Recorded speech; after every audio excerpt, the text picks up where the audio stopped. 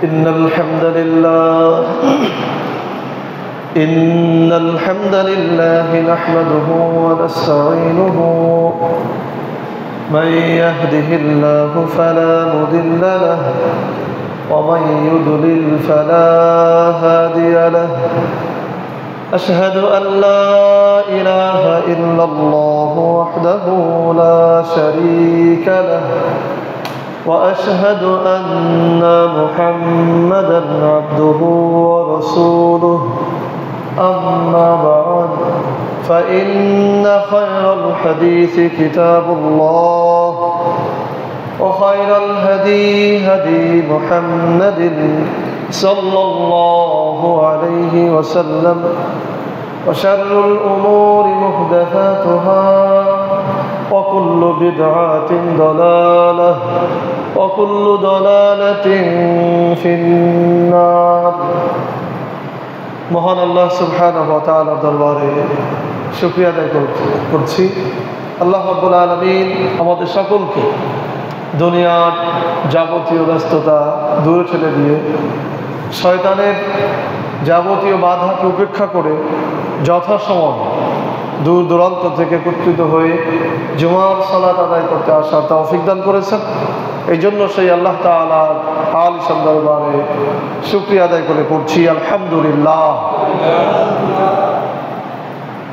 প্রিয় হাজিরিন, আজকের খুতবার আলোচ্য বিষয় মুসলিম নারীর জন্য নিষিদ্ধ কাজ। আজকের খুতবার আলোচ্য বিষয় মুসলিম নারীর জন্য নিষিদ্ধ কাজ।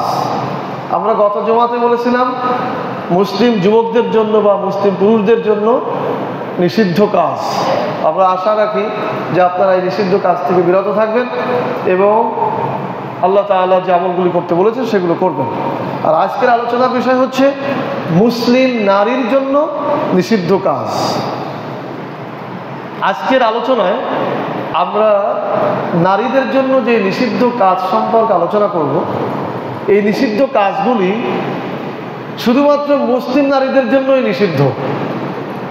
এটা গোটা মানব জাতির নারীর জন্য নিষিদ্ধ বিষয়টি এমন নয়। যারা শুধুমাত্র নিজেদেরকে মুসলিম মনে করে, যারা শুধুমাত্র নিজেদেরকে মুমিনাত নারী মনে করে, এই নিষিদ্ধ কাজগুলো শুধুমাত্র তাদের জন্য, অন্য মহিলাদের জন্য এটা নিষিদ্ধ নয়। তবে সকল নারী যদি এই নিষিদ্ধ কাজগুলি থেকে বিরত থাকে তাহলে সেই সকল নারীদের জন্য কল্যাণকর হবে এবং পৃথিবীবাসীর জন্য কল্যাণকর হবে এবং সবাই মিলে একসাথে সমাজে রাষ্ট্রে ভালোভাবে বসবাস করতে পারবে। এখন প্রশ্ন থাকতে পারে যে নিষিদ্ধ কাজগুলি আলোচনা হবে, এই নিষিদ্ধ কাজগুলি শুধুমাত্র মুসলিম নারীদের জন্য নিষিদ্ধ কেন? অথবা এমন প্রশ্ন হতে পারে যে পর্দা বা হেজাব এটা শুধুমাত্র মুসলিম নারীদের জন্য আবশ্যক কেন? এরকম একটি প্রশ্ন হতে পারে যে আমরা যে আলোচনাগুলি করব, যে নিষিদ্ধ কাজগুলির কথা বলবো, এটা সারা পৃথিবীর মহিলাদেরকে এটা নিষিদ্ধ, সারা পৃথিবীর মহিলার জন্য নিষিদ্ধ তা নয়, শুধুমাত্র মুসলিম বলে যারা দাবি করবে তাদের জন্য এটা নিষিদ্ধ। এখন প্রশ্ন যে পর্দা শুধুমাত্র মুসলিম নারীরা কেন করবে বা মুসলিম নারীদের জন্য আল্লাহ তাআলা কেন এত নিষিদ্ধ বিভিন্ন বিষয়ে নিষিদ্ধ কাজের কথা বললেন? এই প্রশ্নের উত্তর হচ্ছে মুসলিম নারীরা এরা সাধারণ কোনো নারীদের মতো নয়। যে সকল নারীরা নিজেদেরকে মুসলিম মনে করে, মুমিনাত মনে করে বা মুসলিম জাতির মধ্যে যে সমস্ত মহিলারা রয়েছে, নারীরা রয়েছে, তারা সাধারণ কোনো নারীদের মতো নয়। তাদের ব্যাপারে আল্লাহ সুবহানাহু ওয়া তাআলা নিজেই বলেছেন লাস্তুন্না কাআহাদিম মিনান নিসা, তোমরা অন্য নারীদের মতো নও, তোমরা যা ইচ্ছা সেটা করতে পারো না, তোমরা মুসলিম নারী, শ্রেষ্ঠ জাতির অন্তর্ভুক্ত, সুতরাং তোমরা যেমন যা ইচ্ছা মনে হলো সেটাই করতে পারো না। যেমনভাবে কোনো দেশের ডিফেন্স বাহিনী থাকে, এই ডিফেন্স বাহিনীতে মহিলারাও চাকরি করে। তো ডিফেন্স বাহিনীর যে সমস্ত মহিলারা চাকরি করে তাদের একটি নির্দিষ্ট ইউনিফর্ম রয়েছে। চাকরিরত থাকা অবস্থায় এই নির্দিষ্ট ইউনিফর্ম তাদের পড়তে হয়। এবং ডিফেন্সের যে নিয়ম কানুন রয়েছে, যে আইনগুলি রয়েছে, সে আইনের বাইরে তারা চলতে পারে না। কেন? তারা একটা সংস্থার অধীনে বা তারা একটি বাহিনীর অধীনে। সুতরাং ইচ্ছা করলেই সে ইচ্ছা মতো পোশাক পরতে পারবে না, ইচ্ছা করলেই সে তার নিজের স্বাধীন মতো কাজ করতে পারবে না, কারণ সে একটি নিয়মের মধ্যে বাধা, কারণ সে ডিফেন্সে চাকরি করে।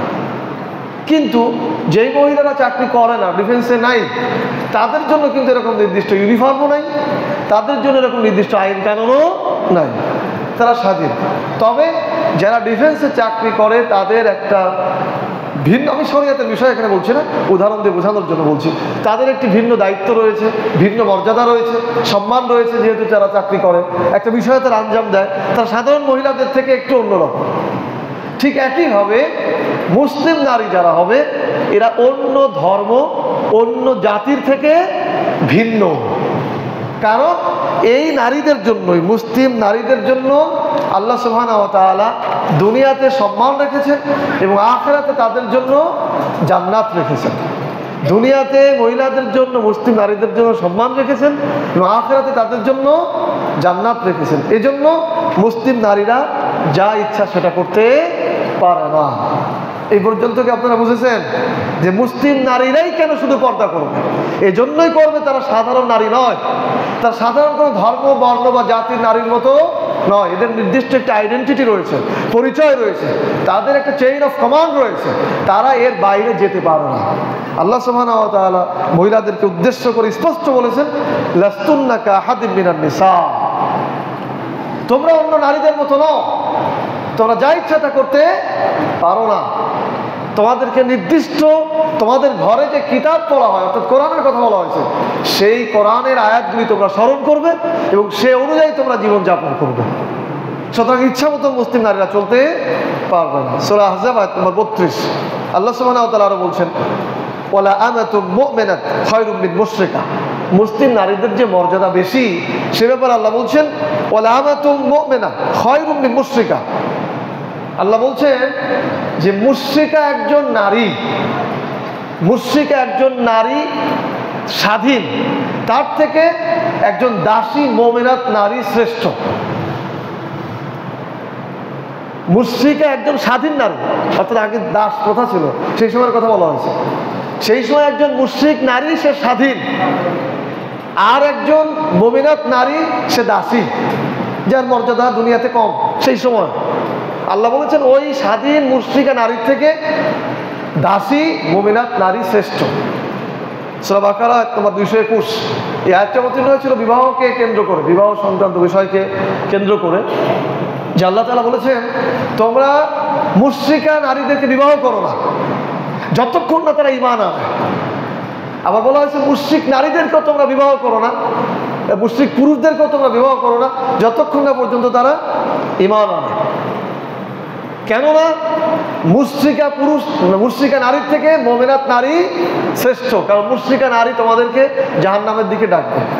সেটা বোঝাতে যে আল্লাহ তাআলা আয়াত অবতীর্ণ করেছিলেন। এই জন্য আবার যদি আইনের দিকে যাওয়া হয়, বাংলাদেশে একটি আইন আছে আন্তঃধর্মীয় বিবাহ আইন, যার যার ধর্মে থেকে বিবাহ বন্ধনে আবদ্ধ হতে পারবে। এটা মুসলিম শরিয়াতে, ইসলামী শরিয়াতে সম্পূর্ণ হারাম, সম্পূর্ণ নিষিদ্ধ। যতক্ষণ না পর্যন্ত কোনো মুসলিম পুরুষ, অমুসলিম পুরুষ ঈমান না আনবে তাকে বিবাহ করা যাবে না, অথবা অমুসলিম কোনো নারী যতক্ষণ পর্যন্ত ঈমান না আনবে তাকে বিবাহ করা যাবে না। এটি আইন কোরআনে, সূরা বাকারা আয়াত নম্বর 221। যাই হোক, আমার ওদিকে যাওয়ার ইচ্ছা নেই। আমি যেটা বোঝাচ্ছিলাম যে মুসলিম নারীরা যে শ্রেষ্ঠ, তার সেই প্রমাণ আল্লাহ তাআলাই দিয়েছেন যে একজন মুশরিকা নারী যদি সে স্বাধীনও হয়, তারপরেও তার থেকে বেশি মর্যাদাবান হচ্ছে একজন দাসী মুমিনাত নারী। আল্লাহ বলছেন যদিও এই মুশরিকা নারী তোমাদেরকে আকর্ষিত করে, তবুও তাকে বিবাহ করতে পারবে না।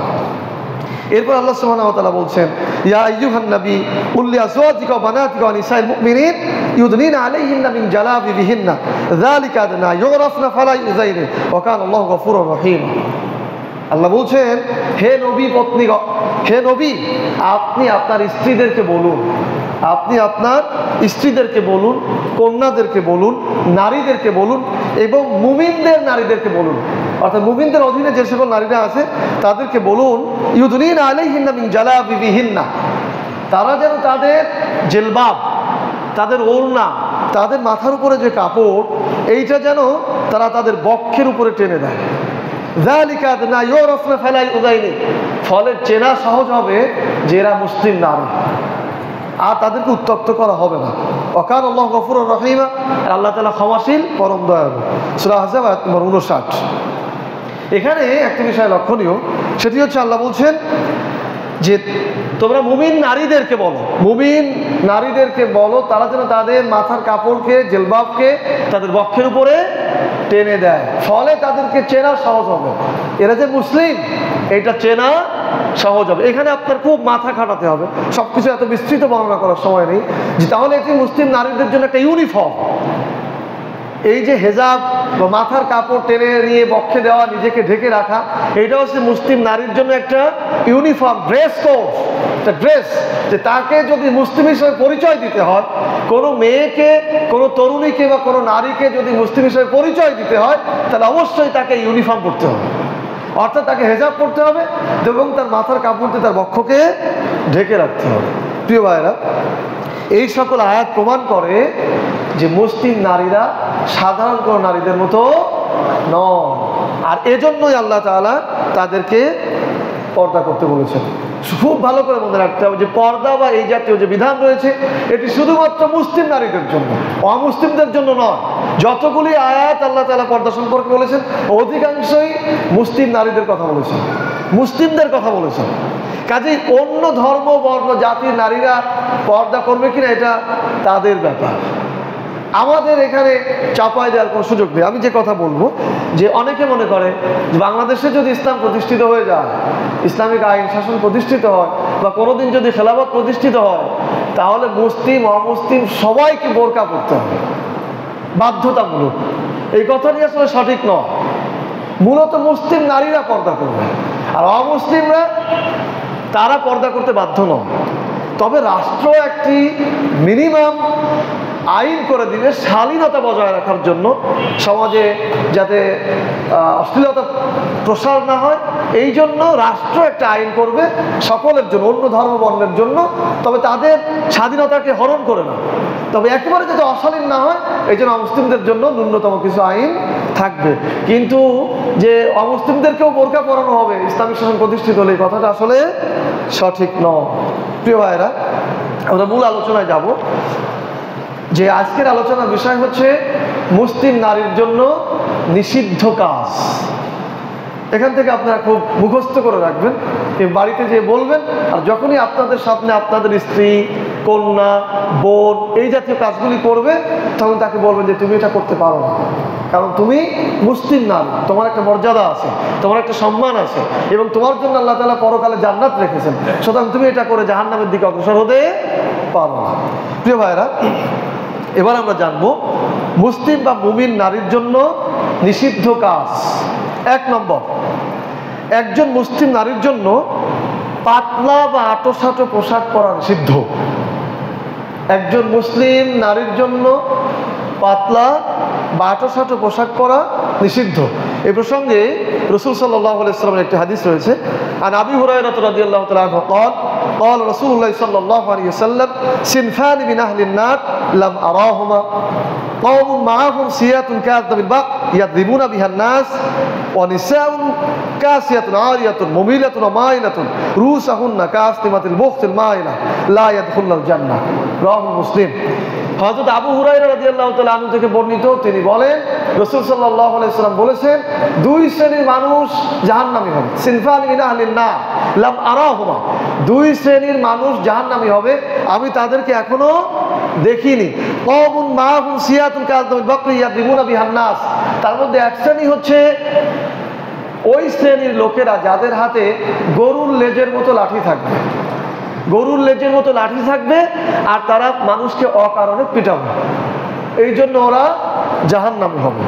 আরেক শ্রেণী হচ্ছে নিসাউন কাসিয়াতুন আরিয়াতুন মুমিলাতুন মাইলাতুন, ওই শ্রেণীর নারীরা, ওই শ্রেণীর মেয়েরা যারা পোশাক পরেও পোশাক কি বলবো, ভাষাটা কি ব্যবহার করব, পোশাক পরেও নগ্ন, পোশাক পরেও নগ্ন। রাসূল বলছে নিসাউন কাসিয়াতুন আরিয়াতুন মুমিলাতুন মাইলাতুন, ওই শ্রেণীর নারীরা জাহান্নামী হবে যারা পোশাক পরেও নগ্ন, যারা নিজেরা পুরুষের দিকে আকৃষ্ট হয় এবং অন্যরা এবং পুরুষদেরকেও নিজেদের দিকে আকৃষ্ট করে।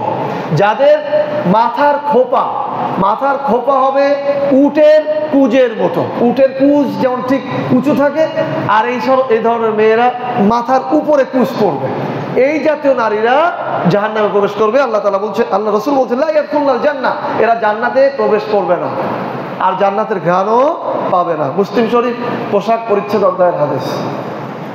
তাহলে স্পষ্ট বিষয়, যে সকল নারীরা পাতলা পোশাক পরবে, নিজেরা আকৃষ্ট হবে, অন্যদেরকে আকৃষ্ট করবে, এরা জান্নাতে প্রবেশ করবে না। একটা হাদিস দিয়ে আসলে আলোচনা শেষ করা সম্ভব, কিন্তু আমাদের আলোচনার লক্ষ্য উদ্দেশ্য থাকে, এই জন্য আরো সামনে যেতে হয়, নাহলে একটার উপরেই বিশ্লেষণ করা দরকার অনেক বেশি। সেখানে দুই শ্রেণীর মানুষের কথা বলা হয়েছে জাহান্নামে।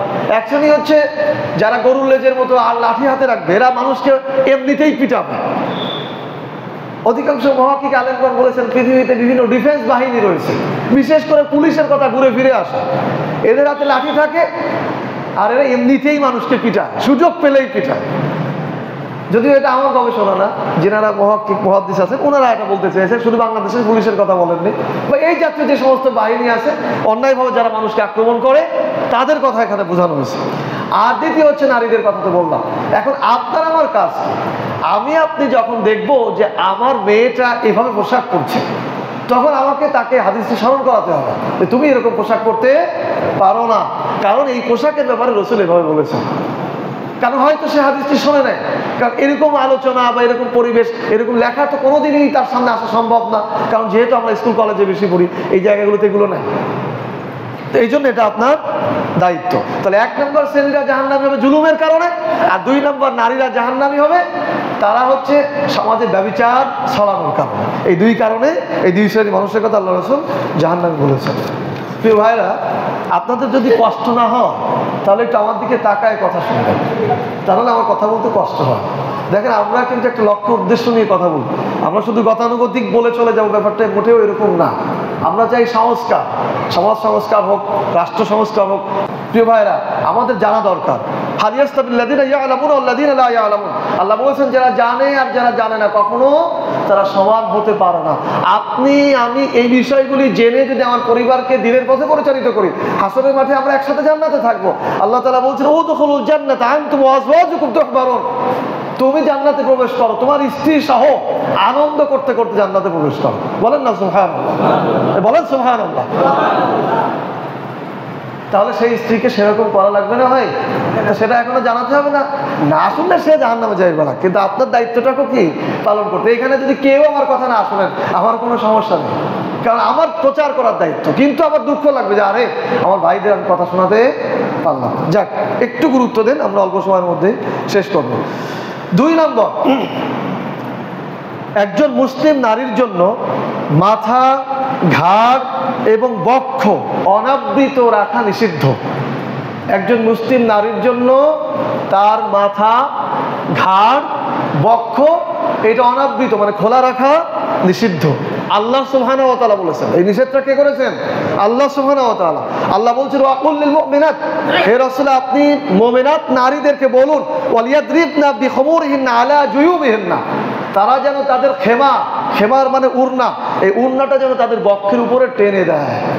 মাথার যে খেমার থাকবে এটা যেন তাদের বক্ষের উপরে টেনে দেয়। সূরা নূর আয়াত নম্বর 31।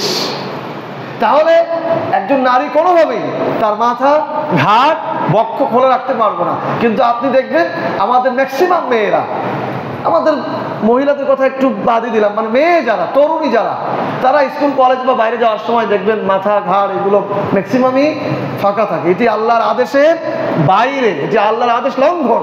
একজন মুসলিম তরুণী, একজন মুসলিম নারী কখনো এটা করতে পারে না। অনেক নারীরা মনে করে যে এইগুলো দিয়ে আমাদেরকে আটকে রাখা হয়েছে পর্দা দিয়ে। বিষয়টি আসলে মোটেও তা নয়।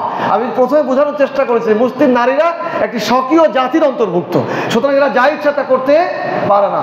একজন মুসলিম মেয়েকে দেখে একজন অমুসলিম যুবক কোনো জেনার কল্পনা করবে, এটা আল্লাহ তাআলা পছন্দ পছন্দ করেন না। কারণ মুসলিম নারী আল্লাহর কাছে অনেক সম্মানিতা, কারণ তাকে নিয়ে কোনো অমুসলিম যুবক জেনার কল্পনা করবে, এটা আল্লাহ তাআলা চান না। একজন মুসলিম মেয়েকে নিয়ে কেউ জেনার বিচার, পুরুষরা জেনার বিচারের স্বপ্ন দেখবে, এইটা আল্লাহ তাআলা চান না। এই জন্য আল্লাহ তাআলা পর্দার কথা বলেছেন। কাজে আপনার মেয়ে যখন এভাবে যাবে তখন আপনাকে কি এটা বলতে হবে ভাই। 3 নম্বর, একজন মুসলিম নারীর জন্য সৌন্দর্য প্রদর্শন করার উদ্দেশ্যে জোরে জোরে হাঁটা চলা নিষিদ্ধ। একজন মুসলিম নারীর জন্য, একজন মুসলিম নারীর সৌন্দর্য প্রদর্শন করার উদ্দেশ্যে জোরে জোরে হাঁটা চলা নিষিদ্ধ। মানে একে বেঁকে হাঁটা ইত্যাদি, যে আমার সৌন্দর্য আমি প্রদর্শন করতে চাচ্ছি, এই নিষেধের ব্যাপারে আল্লাহ সুবহানাহু ওয়া তাআলা বলেছেন। আল্লাহ বলেছেন ওয়ালা ইয়াদরিবনা বিআরজুলিহিন্না লিউলামা মা ইউখফিনা মিন জিনাতিহিন্না। আল্লাহ বলছেন তারা যেন তাদের সৌন্দর্য প্রদর্শনের উদ্দেশ্যে, নারীরা যেন তাদের সৌন্দর্য প্রদর্শনের উদ্দেশ্যে, গোপন যে সৌন্দর্য আছে এটা প্রদর্শনের উদ্দেশ্যে জোরে জোরে যেন পদক্ষেপ না করে, জোরে জোরে যেন পা না ফেলে। বাইরে যখন চলবে তখন তারা যেন জোরে জোরে পা না ফেলে। সূরা নূর আয়াত নম্বর 31। আমাদের মেয়েরা কি আস্তে আস্তে পা ফেলে?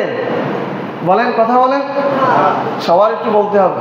আমাদের মেয়েরা কি আস্তে আস্তে পা ফেলে না জোরে জোরে ফেলে? তাহলে তারা আল্লাহর আদেশের বাইরে চলে যাচ্ছে না?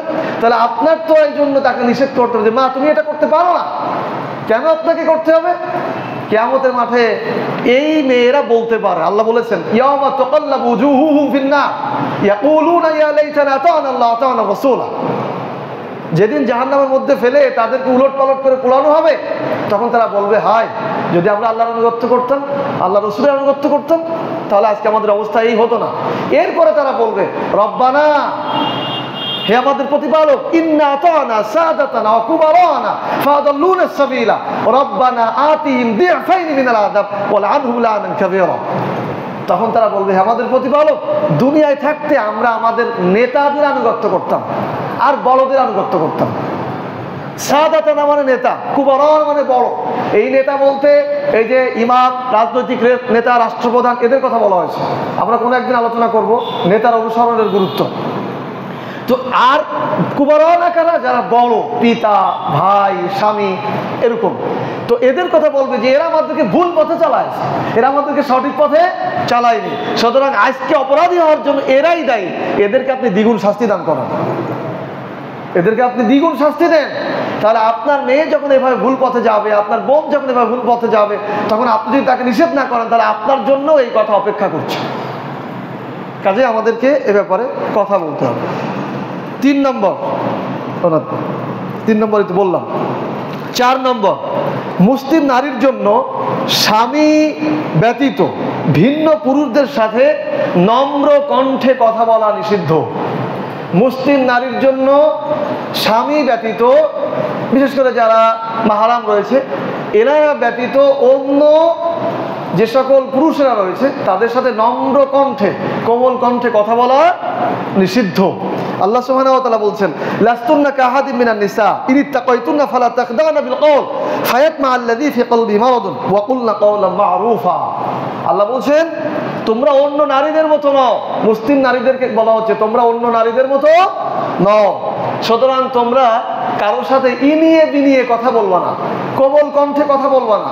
ফলে যাদের অন্তরে ব্যাধি আছে তাদের এই ব্যাধিটা প্রলুব্ধ হবে, বেড়ে যাবে, জেনার মানসিকতা তাদের মধ্যে চলে আসবে। ওয়াকুলনা কওলান মা'রুফা, তোমরা প্রয়োজনে যতটুকু প্রয়োজন ততটুকু কথা বলো। সূরা আহজাব আয়াত নম্বর 32।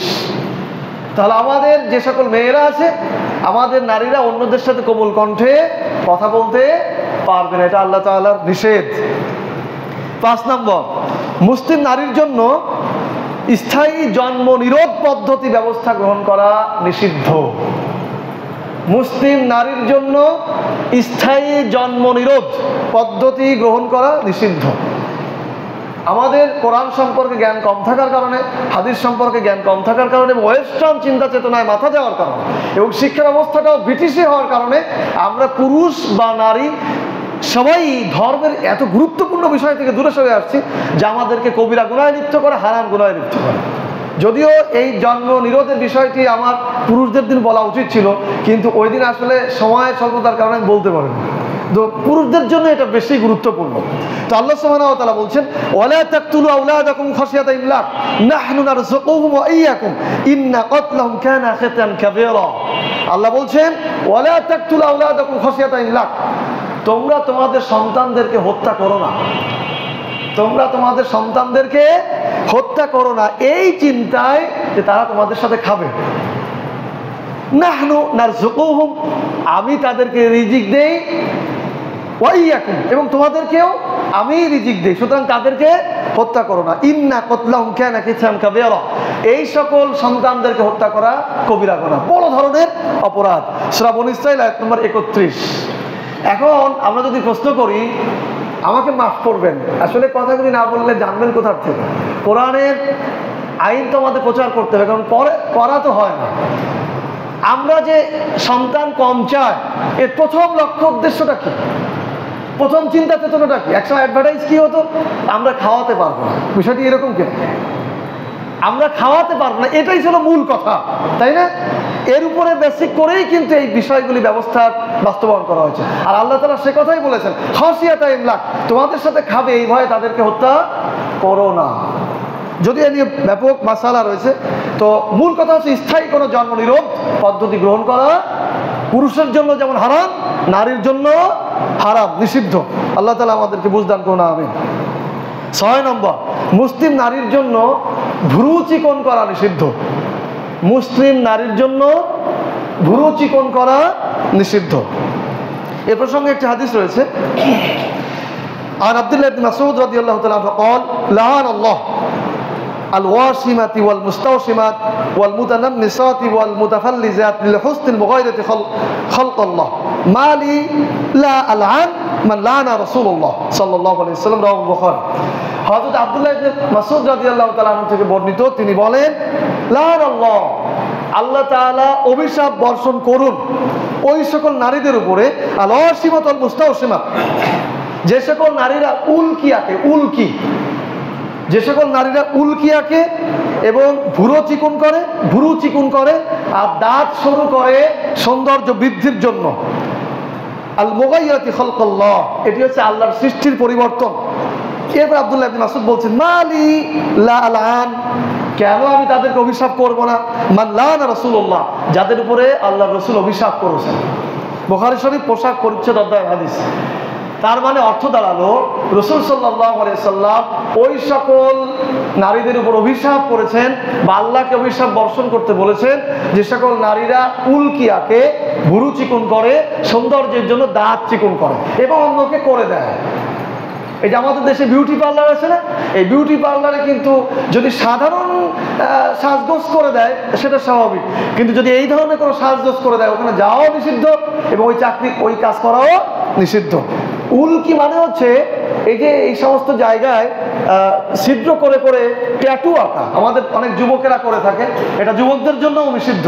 ট্যাটু আঁকা এটা সম্পূর্ণ কি নিষিদ্ধ, নারীদের জন্য নিষিদ্ধ, যুবকদের জন্য এটা নিষিদ্ধ। আর দাঁত সরু করা, বুড়ু উপড়ে ফেলা, বুড়ু প্ল্যাট বললে সবাই সাধারণত বোঝে, এটা নারীরা করতে পারবে না। 7 নম্বর, মুসলিম নারীর জন্য বাড়ির বাহিরে যাওয়ার সময় সুগন্ধি বা পারফিউম ব্যবহার করা নিষিদ্ধ। মুসলিম নারীর জন্য বাড়ির বাহিরে যাওয়ার সময় সুগন্ধি বা পারফিউম ব্যবহার করা নিষিদ্ধ। আমাদের অনেক মেয়েরা এগুলো করে না, আমরা মনে করি যে সমস্যা নেই, কিন্তু আসলে বিষয়টি সমস্যা। عن أبي موسى عن النبي صلى الله عليه وسلم قال إذا استعطرت المروة فمرت على القوم ليجدوا ريحها فهي كذا وكذا। আবু মুসা রাদিয়াল্লাহু তাআলা আনহু নবী সাল্লাল্লাহু আলাইহি ওয়াসাল্লাম, নবী সাল্লাল্লাহু আলাইহি ওয়াসাল্লাম থেকে বর্ণনা করেছেন, তিনি বলছেন যে রাসূল সাল্লাল্লাহু আলাইহি ওয়াসাল্লাম বলেছেন যখন কোন নারী সুগন্ধি ব্যবহার করে পুরুষ সম্প্রদায়ের মধ্যে যায় এই উদ্দেশ্যে তারা যেন আমার ঘ্রাণটা গ্রহণ করে, লিয়াজিদ রিহাহা ফাইয়া কাযা ওয়া কাযা। রাসূল সাল্লাল্লাহু আলাইহি ওয়াসাল্লাম তাদের ব্যাপারে খুব শক্ত কথা বলেছেন যেন তারা ব্যভিচারিণী, যেন তারা ব্যভিচারিণী। আবু দাউদ শরীফ চিরুনি করা অধ্যায়ের হাদিস।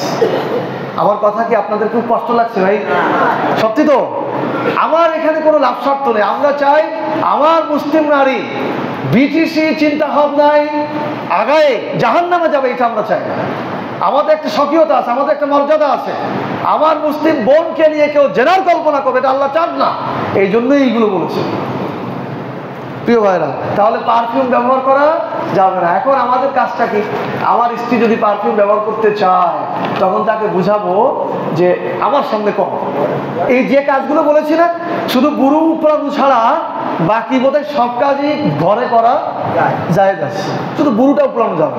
আপনি বলবেন যে তুমি আমার সামনে পারফিউম নাও, সাজো গোজো করো, কিন্তু বাইরে এটা করতে পারবে। 8 নম্বর, মুসলিম মেয়েদের জন্য, এটা খুব খেয়াল করবেন, এখন যেটা বলবো, মুসলিম মেয়েদের জন্য পায়ের গোড়ালির উপরে কাপড় পরা নিষিদ্ধ। মুসলিম মেয়েদের জন্য পায়ের গোড়ালির উপরে কাপড় পরা নিষিদ্ধ। আন্না উম্মে সালামা রাদিয়াল্লাহু তাআলা জাওজান নবী সাল্লাল্লাহু আলাইহি ওয়াসাল্লাম قالت لرسول الله صلى الله عليه وسلم حين ذكر الإزار فالمرأة يا رسول الله فالمرأة يا رسول الله قال ترخي شبرا. قالت أم سلامة إذا ينكشف عنها قال فذراعا لا تزيد عليه. হযরত উম্মে সালামা রাদিয়াল্লাহু তাআলা আনহা, উনি রাসূল সাল্লাল্লাহু আলাইহি ওয়াসাল্লামের একজন স্ত্রী, উনি বলছেন যে আমরা পায়জামার ব্যাপারে, পাজামার ব্যাপারে রাসূল সাল্লাল্লাহু আলাইহি ওয়াসাল্লামের সাথে আলোচনা করছিলাম। তখন তার কাছে প্রশ্ন করলাম যে নারীদের পাজামা কতটুকু লম্বা হবে গোড়ালি থেকে, বা গোড়ালি না, গুসা থেকে। তাহলে রাসূল সাল্লাল্লাহু আলাইহি ওয়াসাল্লাম বললেন তুরহি শিবরান, গোসা থেকে 1 বিঘত, গোসা থেকে 1 বিঘত। তাহলে উম্মে সালামা ইদা ইয়ানকাশিফু আনহা, তখন উম্মে সালামা রাদিয়াল্লাহু তাআলা আনহা বললেন যে এতে তো সতর খোলাই থাকবে, মানে পর্দা ঠিকঠাক হবে না, পা দেখা যাবে। ক্বালা ফাদিরান, তখন রাসূল সাল্লাল্লাহু আলাইহি ওয়াসাল্লাম বললেন তাহলে গোসা থেকে 1 হাত, পায়ের গোসা থেকে 1 হাত, লা তাজিদু আলাইহি, এর থেকে বেশি করা লাগবে না। আবু দাউদ শরীফ পোশাক পরিচ্ছদ অধ্যায়ের হাদিস। তাহলে আমরা হাদিসের মাধ্যমে কি জানলাম? যে একজন মেয়ে তার পোশাক পরবে গোসা থেকে শুরু করে 1 হাত লম্বা পর্যন্ত তার পাজামা পরবে। কিন্তু আমাদের দেশে এটা উল্টা হয়ে গেছে। আমাদের বর্তমান যে সমস্ত মেয়েরা আছে দেখবেন, এরা টাকুর উপরে কাপড় পরে প্রায় 1 বিঘত। যদিও গ্রাম অঞ্চল এখনো কিছুটা ভালো আছে, শহরের অবস্থাটাই রূপ ম্যাক্সিমাম। বিশ্ববিদ্যালয় তো চিন্তাই করা হয়। আবার গতদিন বলেছিলাম ছেলেরা পড়বে টাকনুর উপরে, তাহলে কি হলো? যে কি একটা উল্টে গেছে, একটা কথা আছে তো, ছেলেরা পড়ছে টাকনুর নিচে 1 বিঘত, আর মেয়েরা পড়ছে কি টাকনুর উপরে 1 বিঘত, তাহলে পাল্টে গেল না? তো মেয়েদের পড়ার কথা টাকনুর নিচে, গোসা থেকে 1 হাত লম্বা করতে হবে। তো এই বিষয়টি আমাদের খেয়াল রাখতে হবে যে আমাদের মেয়েরা, আমাদের বোনেরা যখন এটা করবে তখন তাকে বলবো যে তুমি এটা করতে পারো না। 9 নম্বর, মুসলিম মেয়েদের জন্য তথা তরুণী মেয়েদের জন্য একটা বিষয় খেয়াল রাখবেন। আমি যে যতগুলি পয়েন্ট বলেছি সব পয়েন্টের আগে বলেছি মুসলিম, অন্যদের জন্য এটা না। এটা আমি প্রথমে বোঝাই আসছি যে মুসলিমদের জন্যই আল্লাহ বলেছেন, কারণ এরা স্বকীয় জাতি, দুনিয়াতে এদের সম্মান আছে, এবং পরকালে এই মেয়েদের জন্যই আল্লাহ তাআলা শ্রেষ্ঠ জান্নাত রেখে দিয়েছেন। তো 9 নম্বর বলবো, মুসলিম তরুণী তথা বাকেরা অল্প বয়সী মেয়েদের জন্য পিতার অনুমতি ব্যতীত বিবাহ করা নিষিদ্ধ। মুসলিম তরুণী মেয়েদের জন্য পিতার অনুমতি ব্যতীত বিবাহ করা নিষিদ্ধ। এ প্রসঙ্গে একটা হাদিস রয়েছে, আন আয়েশা রাদিয়াল্লাহু তাআলা আন্না রাসূলুল্লাহ সাল্লাল্লাহু আলাইহি ওয়াসাল্লাম قال আইয়ুমা ইমরাতিন নাকাহাত বিগাইরি ইযনি ওয়ালিয়াহা ফানিকাহুয়া বাতিলুন রাহুল আবু দাউদ শরীফের হাদিস, বিবাহ অধ্যায়ের হাদিস। হযরত আয়েশা রাদিয়াল্লাহু তাআলা আনহা থেকে বর্ণিত, তিনি বলেন রাসূল সাল্লাল্লাহু আলাইহি ওয়াসাল্লাম বলেছেন, যুবকেরা ভালো করে শোনেন, রাসূল সাল্লাল্লাহু আলাইহি ওয়াসাল্লাম বলেছেন যেই মেয়ে তার অভিভাবকের অনুমতি ব্যতীত বিবাহ করলো তার বিবাহ বাতিল, তার বিবাহ গ্রহণযোগ্য হবে না। বিশেষ করে পিতার অনুমতি, পিতা, চাচা বা আপন বড় ভাই, মাহরাম যারা, তাদের অনুমতি থাকতে হবে। তাহলেই তাদের বিবাহ গ্রহণযোগ্য হবে, অন্যথায় বিবাহ গ্রহণযোগ্য হবে না। এটি রাসূল সাল্লাল্লাহু আলাইহি ওয়াসাল্লাম বলেছেন।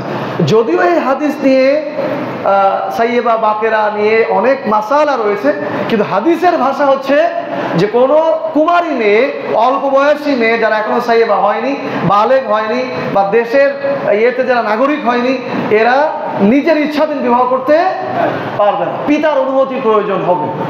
এটার কারণ কি? কারণ হচ্ছে, আর এই ধরনের বিবাহ বেশি হয় কেন?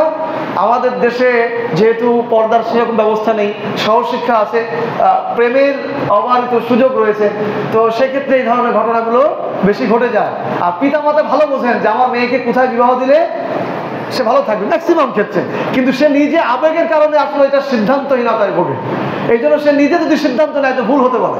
এই জন্য ইসলাম বলেছে পিতার অনুমতি প্রয়োজন। এই জন্য যে সকল মেয়েরা এ ধরনের সম্পর্কে জড়াবে তারা বলবে যে আমার পিতার কাছে যে প্রস্তাব দেওয়া, যদি পিতা রাজি হয় তাহলে বিবাহ সম্ভব। যদিও আমাদের বর্তমান ছেলে মেয়েদেরকে আমরা ধন্যবাদ জানাই যে আসলে আমাদের দেশে যে অনৈতিকতার সয়লাভ, এখানে সব কিছুই সহজ, তারপরেও তারা বিবাহ করতেছে, এটাও একটা কি ভালো দিক। তো আল্লাহ আরো ভালো করার তৌফিক দান করুন, আমিন।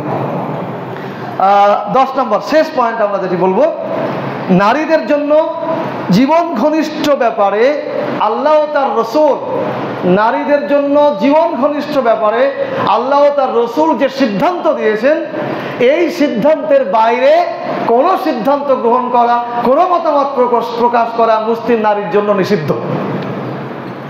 আল্লাহ তাআলা মুসলিম নারীদের জন্য যে সিদ্ধান্ত দিয়েছেন জীবন ঘনিষ্ঠ ব্যাপার, তার বাইরে যে কোনো সিদ্ধান্ত নেওয়া মুসলিম নারীর জন্য নিষিদ্ধ।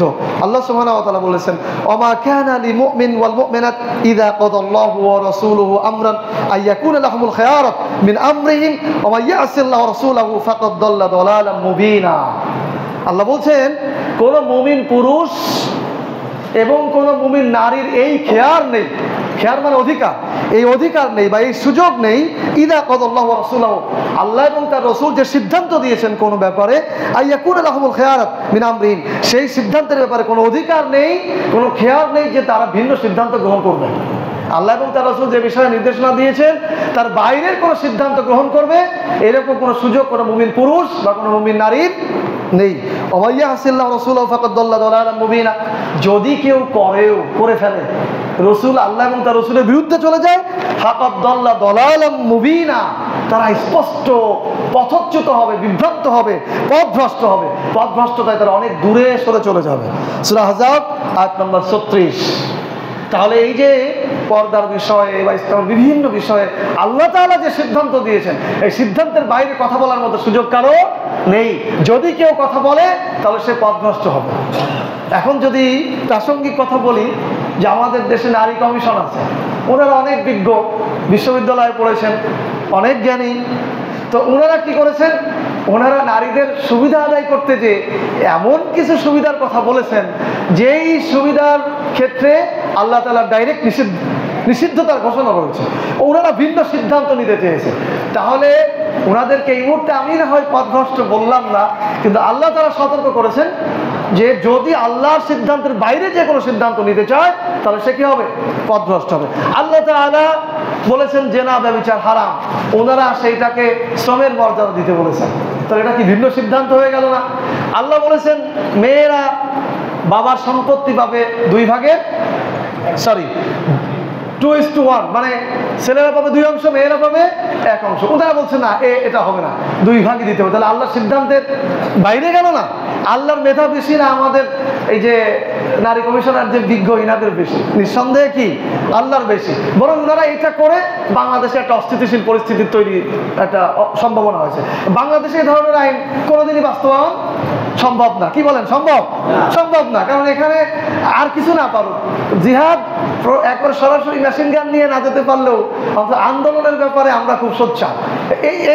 এই ধরনের আইন বাংলাদেশে কখনোই ইনশাআল্লাহ বাস্তবায়ন হবে না। তো যাই হোক, আমরা আমাদের নারী কমিশনে যারা আছেন তাদের জন্য দোয়া করি যে আল্লাহ ওনাদের নাম দেখলাম সবাই প্রায় মুসলিম, তো ওনাদেরকে আল্লাহ তাআলা হেদায়েত দান করুন, বলেন আমিন।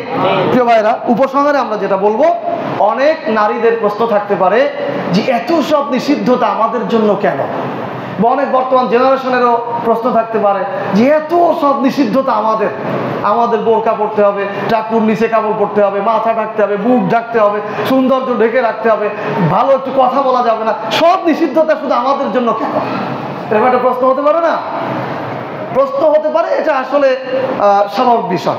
এর সংক্ষিপ্ত উত্তর হচ্ছে, মুসলিম নারীরা হচ্ছে শ্রেষ্ঠ জাতির অন্তর্ভুক্ত।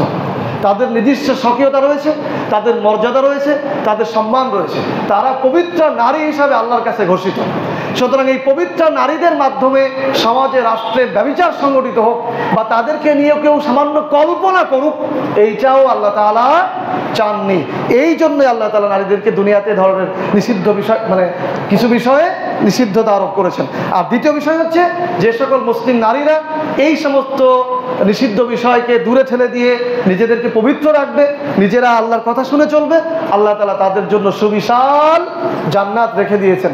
সেই জান্নাতে প্রবেশ করানোর জন্যই মূলত আল্লাহ তাআলা এত সব নিষিদ্ধতা আরোপ করেছেন। আল্লাহ বলেছেন, ইন্নাল মুসলিমিনা ওয়াল মুসলিমাত আ'আদাল্লাহু লাহুম মাগফিরা ওয়া আজরান আযীমা। নিশ্চয়ই মুসলিম নারী আর মুসলিম পুরুষ, এই কথাটা সঠিক না।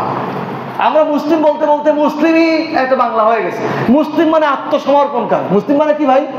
আত্মসমর্পণকারী। ইন্নাল মুসলিমিনা ওয়াল মুসলিমাত, এর অর্থ হচ্ছে নিশ্চয়ই আত্মসমর্পণকারী পুরুষ এবং আত্মসমর্পণকারিণী নারী, তাদের জন্য আল্লাহ তাআলা প্রতিশ্রুতি দিয়েছেন। আ'আদাল্লাহ, প্রতিশ্রুতি দিয়েছে, আজরান আযীমা, মহা প্রতিদান।